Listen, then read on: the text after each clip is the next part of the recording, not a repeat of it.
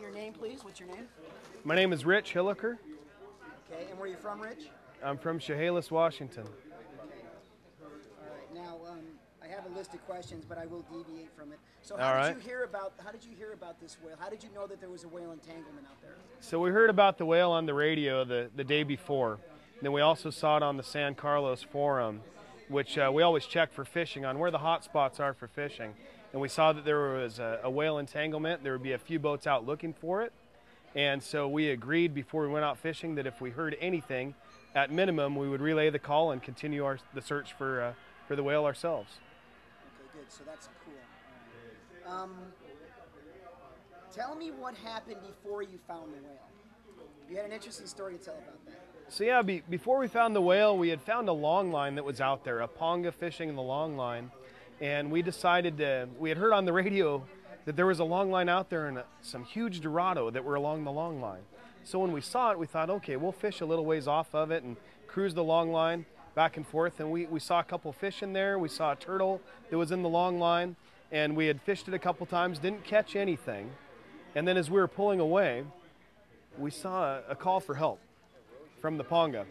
So we decided to go back over there, reeled in all of our lines, and went over there to try to help the ponga. And what happened? What was the deal? So they had engine problems, and they thought it was a fuel pump. So I climbed on board the ponga, and we tried to diagnose it, look at their fuel filter, and see if there was a problem with it. And they were trying to hand start it with a rope around about a 200 horsepower engine, which is extremely difficult if you've ever had to do that. But so what ended up happening is we pumped the ball a little bit, got the fuel primed, took a battery off of our boat, and then put it onto the ponga to help get it started. And then after it got running for a while, then they said it was okay. They reeled in their long line, watched them release the turtle, which was good. And then we followed them out of the bay for a little while, or out of the ocean, and ran on a bearing with them. So you actually watched them pulling that long line. How many Dorado did they have on that long line? You know, I'm not sure how many Dorado they had. They had a couple on the boat, which they gave to us for helping them. Oh, which really? yeah, which they kind of laughed at all of our expensive fishing equipment, and you know, they did a little better than we did for the day. But hey, that's how it goes. They were extremely grateful for us helping them. And you saw them release that turtle? Yeah, we saw them release that turtle. Yeah, one of the guys on board saw them release that turtle, and we were grateful for that. Nice, that's good to know. That's interesting, because a lot of times, you know, that turtle means a lot of money to those guys, and a lot of times they don't release them. I've heard that. I've heard that it's extremely good eating from many people around here, but it's good to see them being released. Yeah, it is. Tell me how you found the whale then. Okay, so after you saved the guy's ass on the ponga, what happens next? Yeah, so after we helped the guys on the ponga, it put us on a slightly different course because we ran with them for a little while to make sure they were okay. They were heading back to Guaymas, so again, that put us on a slightly different course. And then they waved to us, said it was okay, they were good to go, thumbs up. And so then we set a course straight back for San Carlos. We were ready to go home, left our lines out for a little while though, because we thought we might pick up a fish or two on the way back. And as we were coming straight on, we set the autopilot, and honestly, it was just pure luck that we ran onto the whale. We could barely see a little bit of black movement and some buoys, and thought that's probably the whale. We got there, assessed the situation, and then made the call for help. Did you literally almost drive? I mean, how far away was it when you spotted it? Honestly, it was probably only 100 yards out when we spotted it, and if it would have been 100 feet off to one side or the other, I honestly think we would have missed it. It was very, very lucky that we saw it. It was. I mean, it is very hard, even when you have a GPS coordinate, it's hard to find that deal.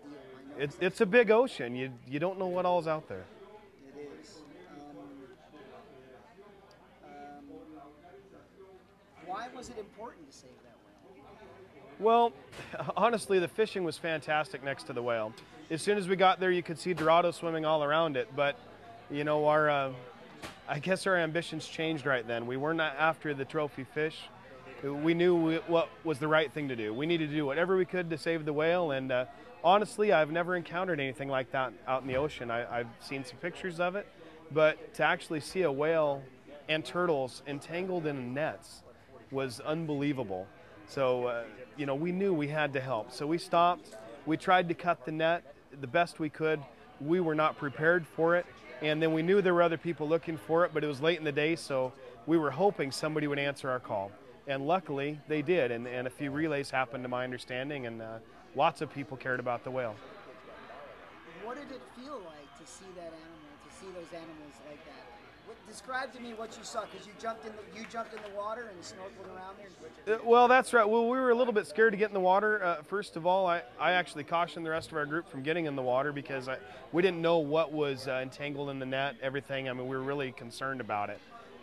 But, you know, we could see the mother pulling, we could see the baby in the back, and we could see turtles in between, and then we could see other fish caught way back in the net, and we weren't sure what it was, if it were sharks, dorado, but there was many fish caught in the net, lots of life that was going to be lost if we didn't do something.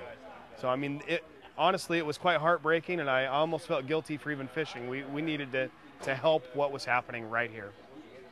And what did it feel like to finally see that whale free? Honestly, it was life-changing to me to see that whale free. I mean, it put a whole new spin. We come down to San Carlos for, you know, 7 or 8 days at a time, and this was absolutely the highlight of the trip. Doesn't matter what we catch afterwards, this was the highlight, to be able to set such an amazing creature free that, you know, we don't get the chance to do that. The amazing thing that I've seen. Yeah, that's right. I'm not sure how bad it is here in the Sea of Cortez. I don't know how exclusively the gill nets are used. In there, I don't see a whole lot of advantages to using a gill net to commercial fish, but I know in the Pacific Northwest we have at least 4,000 gill nets that are abandoned or derelict gill nets that have been lost just in Puget Sound alone. So it's 4,000. It's a staggering number. I think that's total number that they think are out there drifting or on the bottom and may come up. Exactly, as we speak, right now. 4,000, so who knows how much is caught up in these gill nets. And to think that we would have missed it if it were just 100 or 200 feet off of our boat, off of our heading, who knows how much damage it's causing. So the organization is Coastal Conservation Association. And ours, yep, it's joincca.org, joincca.org.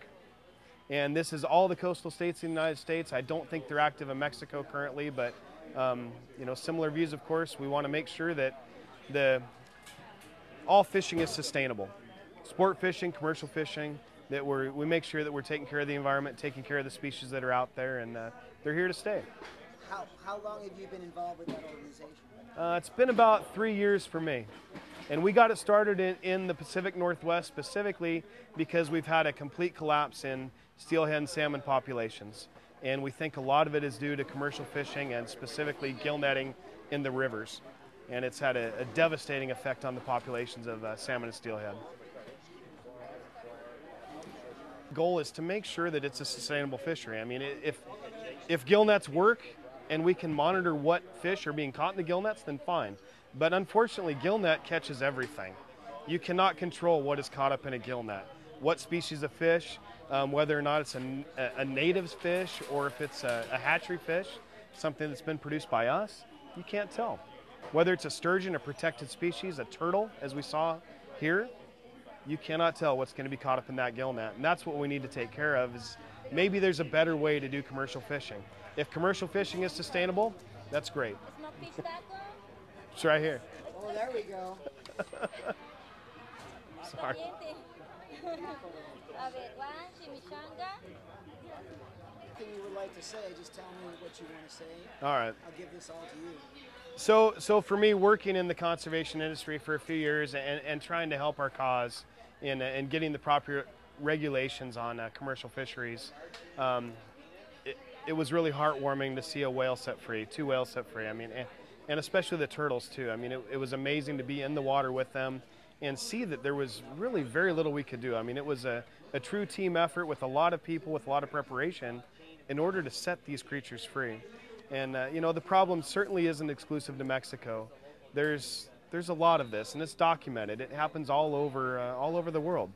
And a net drifting free in the ocean is going to cause problems, very simply. I think came out pretty good. Okay. Is there anything else? Anything else you can think off the top of your head? I think that's Before you it. have a lovely dinner. I can't wait to have a lovely dinner. All right, well, It's always nice here in San Carlos. Thank you very much. And, Oh, thanks a lot, Vince. Yeah, we'll.